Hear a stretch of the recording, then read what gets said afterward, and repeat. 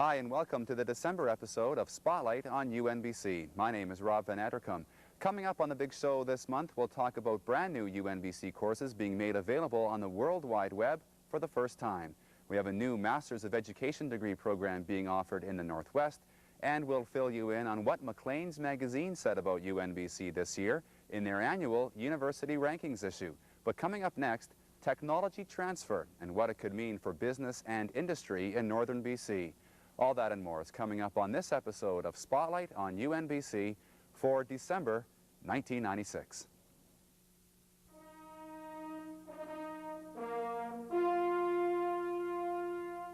Men and women from throughout this region believed in the idea of a University of the North. They worked hard and they succeeded. I can easily predict that these will be seen as the golden years of this university. You and I have been involved in a process that was a once-in-a-lifetime thing. You can value education and go elsewhere and get the same information. But if you value what you get out of it as a person and your input into it, then UNBC is an awesome experience. I take pride in opening the university, and I wish you all, in whatever capacity you serve the cause of learning, a bright and successful future.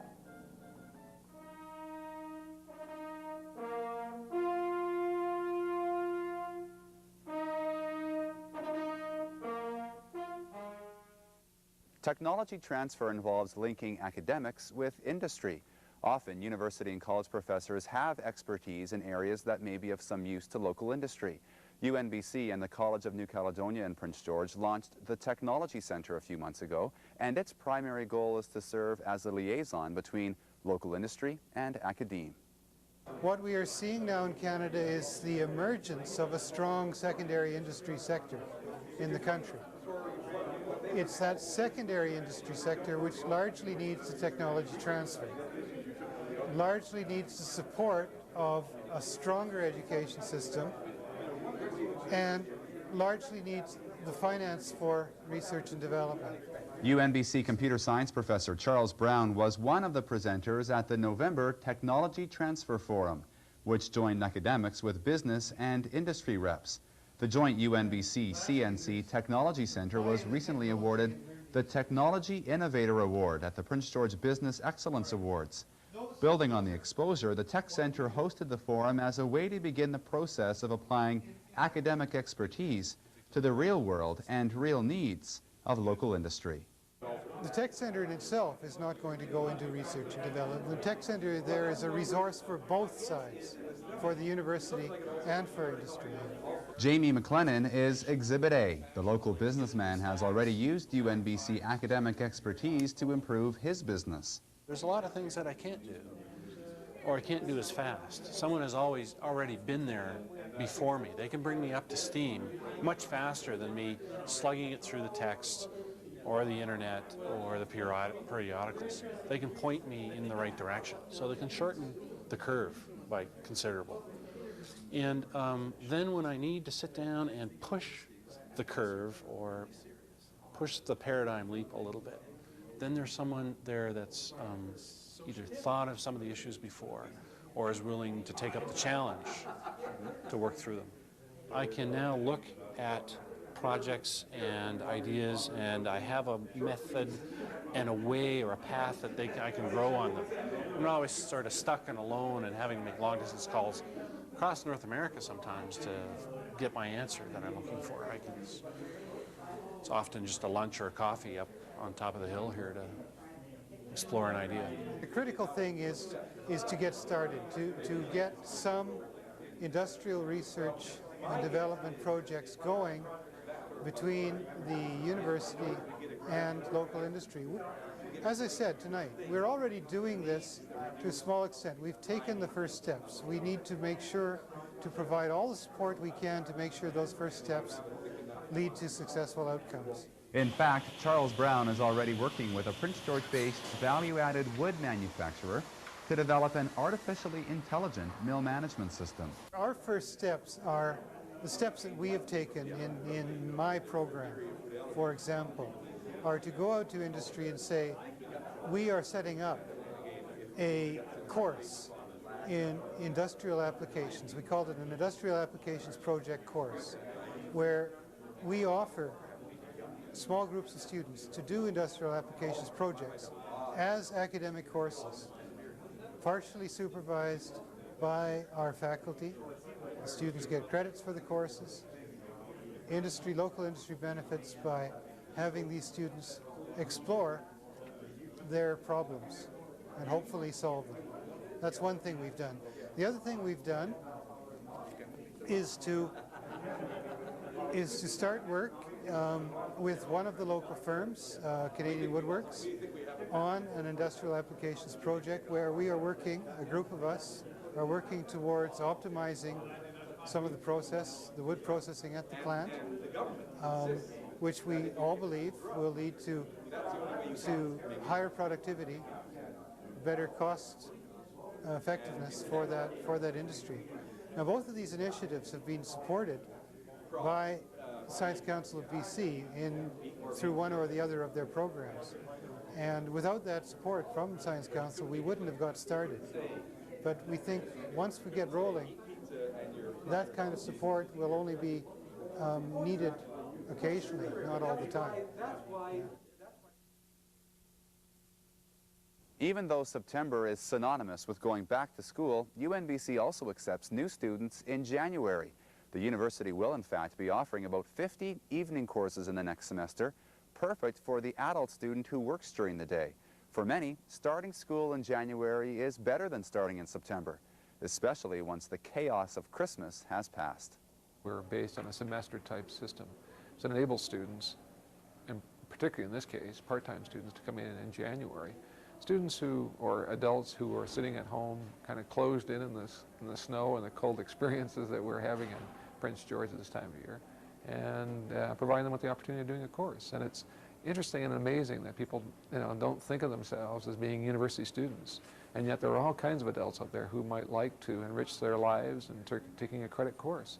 So the special campaign that we're looking at dealing with right now is offering admissions and registrations pretty much in about a 72-hour turnaround, so that those interested in the community and taking a part-time course in biology or whatever it might be can do so. There's a large number of courses available, too many in fact to list right now, but they range from introductory classes in programs like psychology and international studies to more advanced offerings in areas like environmental studies and history, which are perfect for students who already have some college or university experience. Courses will also be offered in UNBC's regional teaching centers in January. For info about the winter semester, call 960-6307. Clearly, if we go back to why the university is here, I mean, people of this community built this university. The university is here because of its community input. And clearly, this is one way of kind of giving back.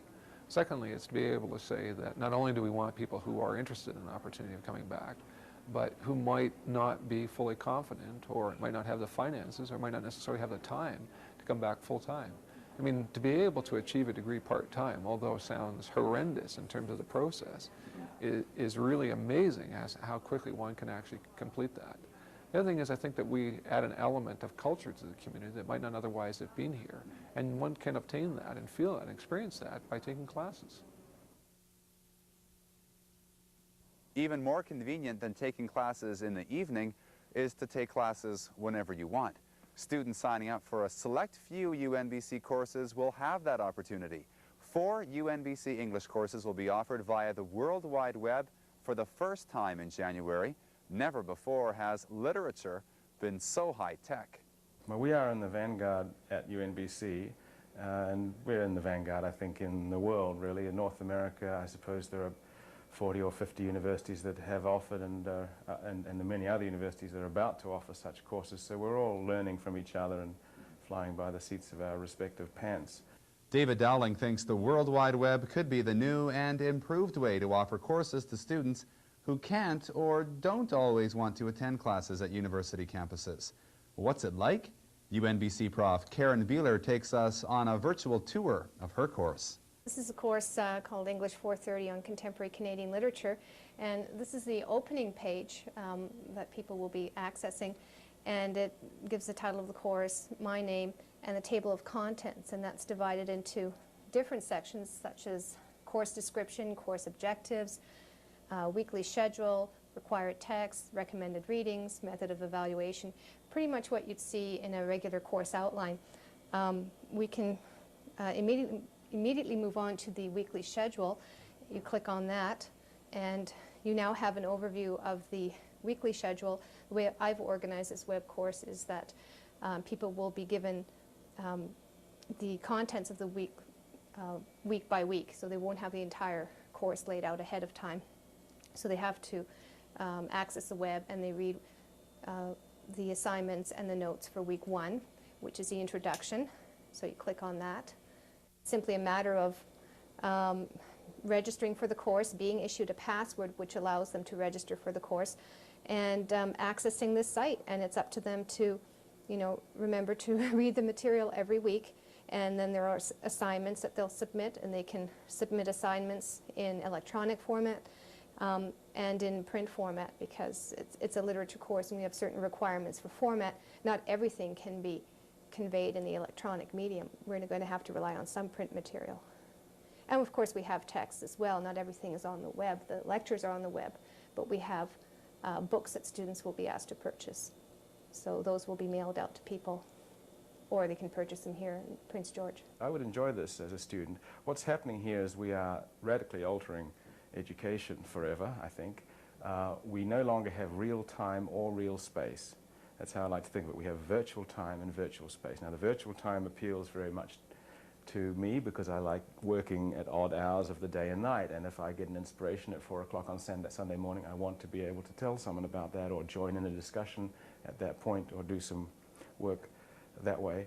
And the virtual space element, I think, obviously is annulled because you could be anywhere in the world and take this course. In fact, that will be a logistic problem for the registrar's office when they get enrollments from Singapore and Australia. We've already had inquiries from the States, from Italy, from France, England, Australia, New Zealand, Singapore for these courses.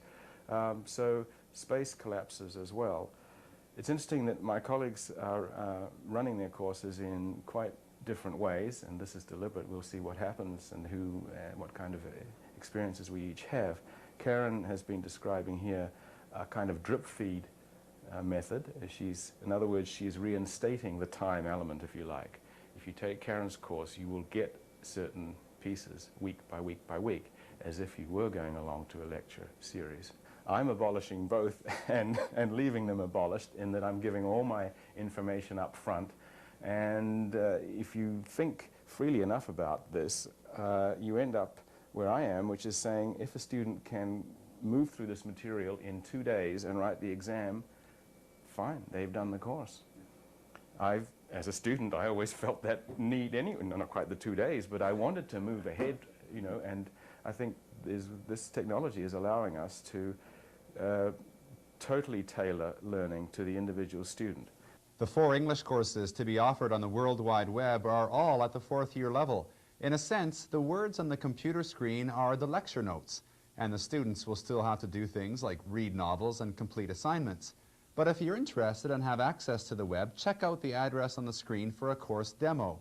It's a chance to be a part of something that could revolutionize education. The courses start in January.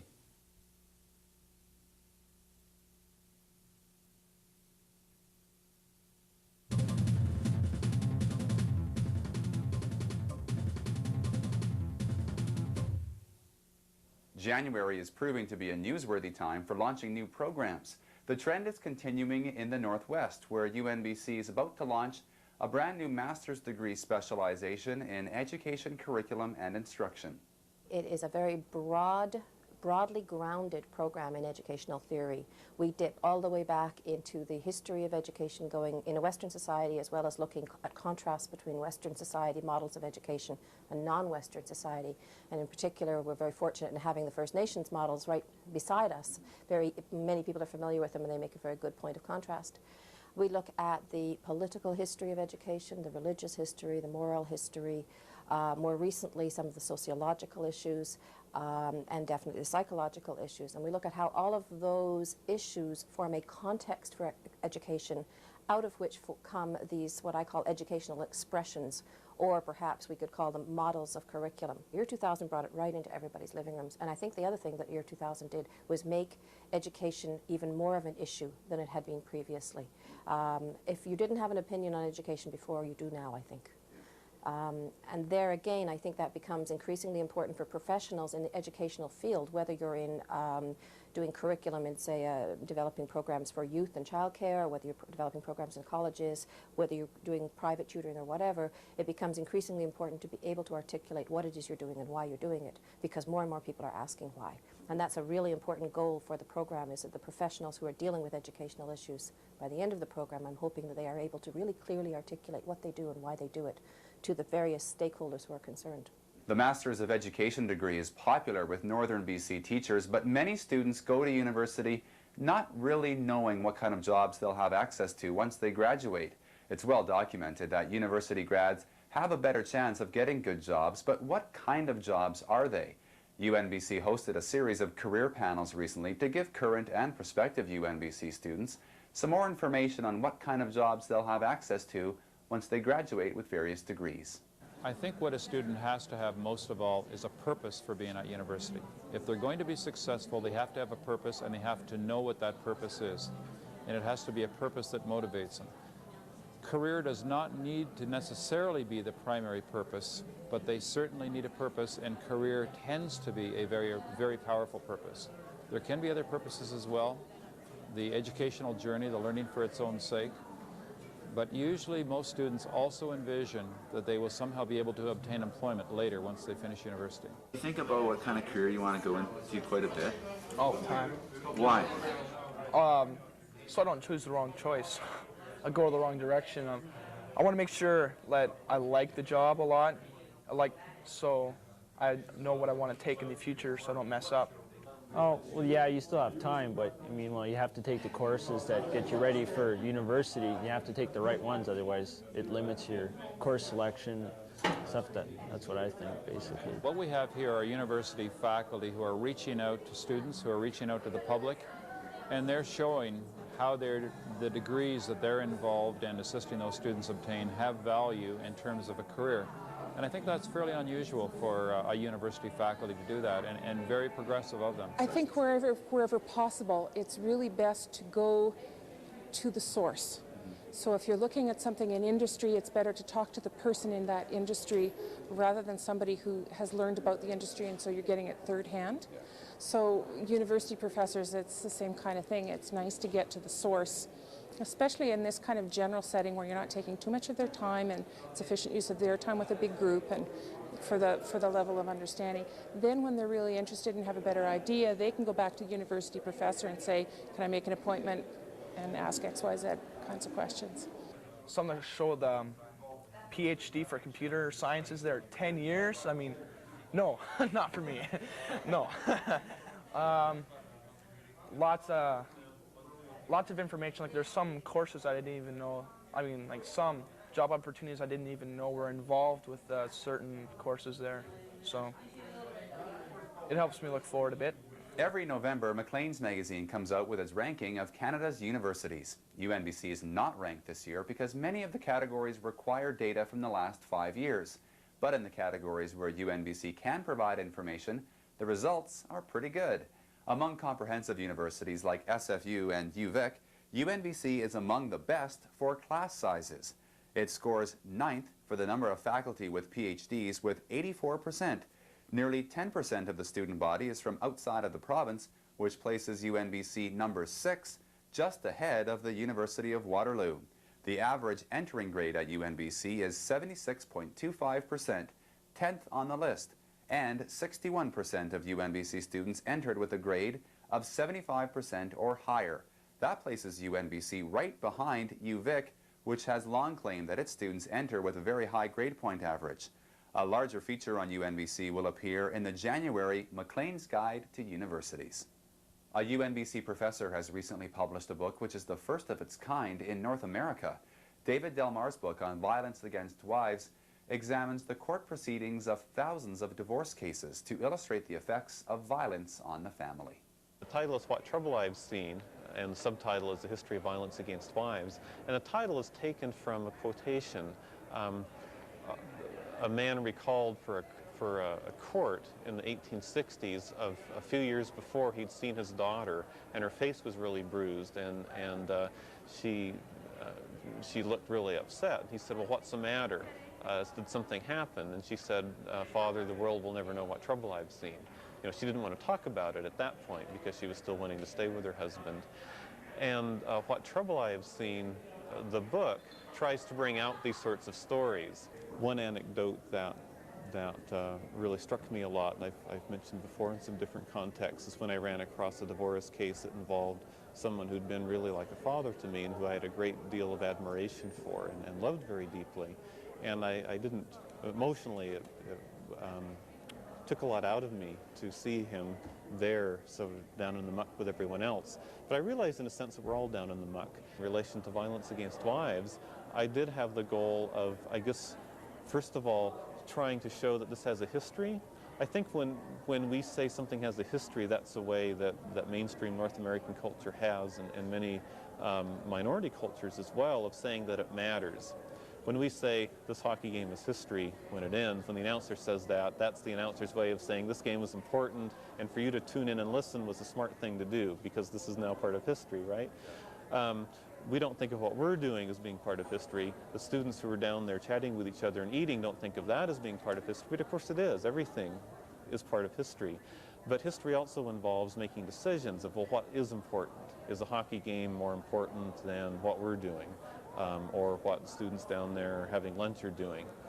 And it seemed to me very disturbing that there was very, very little work on the history of violence against wives, because that, in a sense, was saying, well, this is a sort of a social issue, but it's not history. You know, it's not central to who we are. History only is supposed to deal with the real central matters like constitutions and wars and premiers and things like that. But women who've suffered through violence, that is really important. And so I hope that this will be the first of at least several books that will speak more directly to this issue. And of course I hope that there can be, and I believe that there are some things to be learned from looking at the past, and even specifically some things to be learned from reading my book about the history of violence against wives. All aspects of safety were highlighted during UNBC's second annual Safety Awareness Week in mid-November. There were displays and events on things like racism, drinking and driving, drug awareness, and safe sex, all geared to giving students good information on the things that affect their lives. What we've done this week is created a whole bunch of different events and activities promoting safe behaviors, whether that be in the lab or whether it's driving responsibly. We've created Mission Responsible, which is a delegation of students, staff, and faculty going to the community asking for support for designated drivers. We've had drama groups portraying safer sex practices. The most popular event this week thus far has been the Safety Fashion Show. This is the second time we've done this for Safety Awareness Week, and every year it just seems to get better. Events during Safety Awareness Week also included the now famous UNBC Condom Relay Race. Samuel, watch what you do with your teeth. She came up with that pretty quickly, didn't she?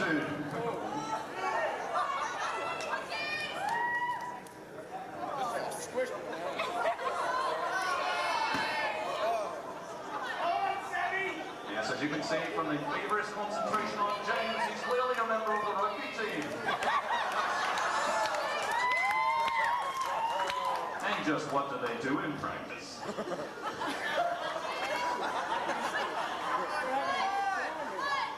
Yes, in addition to having to deal with odd-shaped balls, rugby players have a great deal of concentration. Thank you, James. An annual tradition of giving Boxing Day tours of the Prince George campus will be supplemented in 1996. Dog sled rides around the campus will be the new feature this year. The tours normally attract about 200 people, many of whom come from out of town for the Christmas season. The dog sled rides will be a new attraction this year. Well, after the tours, we'll give people a chance to ride a team of dogs. We'll hook them up, and if they want to help hooking them up, and then we'll get them on the back of the sled by themselves if they want, and we'll be on a snowmobile out front guiding the dogs along the trail, and we'll take them for a kilometer or so around the university here. And we can help them out if the dogs screw up or if they get tangled, so that's not a problem. And they should have a lot of fun. They can get in and yell at the dogs to mush and do what they want and take some pictures with the dogs, and I think it'll be a lot of fun. Thanks for watching this episode of Spotlight on UNBC, our last episode for 1996. Next month, our first show for 97 will feature stories on the opening of a Northern Women's Health Centre at UNBC, and we'll follow the progress of UNBC's first two teams, the UNBC Timberwolves men's and women's basketball teams. Coming up a month later, in February 97, Spotlight on UNBC will be 4 years old, and to celebrate the start of season number 5, we'll be giving the show a bit of a new look, so watch for that. Thanks again for tuning in this month, and on behalf of everyone at UNBC, Merry Christmas and a Happy New Year.